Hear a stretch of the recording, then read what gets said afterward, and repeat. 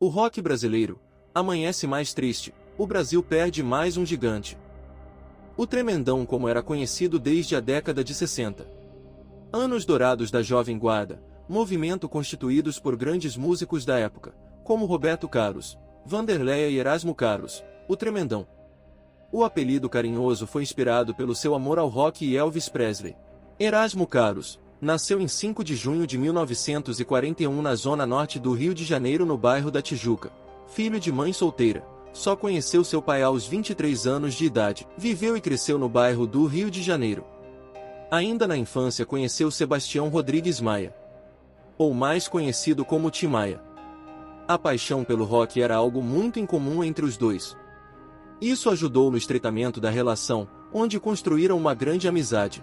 Na década de 50, mais precisamente em 1957, fez parte de uma banda de grande sucesso na época, a The Sputniks Bands, junto com outro gigante que também já nos deixou, Tim Maia, Arlene Olívio, Wellington Oliveira e o Rei Roberto Carlos. Um tempo depois a banda foi desfeita por causa de uma briga com Roberto Carlos.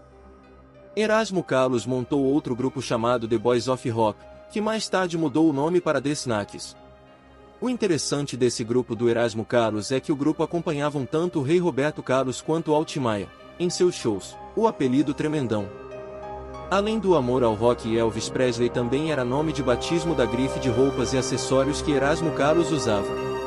Erasmo Carlos começou a cantar e a compor na década de 50, mas só ganhou um grande prêmio de música em 2014, o Grammy Latino de 2014 com Gigante Gentil.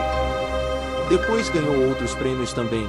Na época comentou que parecia ser um reconhecimento pelo trabalho, mas na verdade foi disputa mesmo, igual a um jogo. A amizade entre Erasmo Carlos e o Rei Roberto Carlos começou por uma grande paixão em comum, o rock e o astro da época e de todos os tempos, o rei do rock Elvis Presley. Outro que influenciou muito não só eles mas toda uma juventude da época foi James Dean.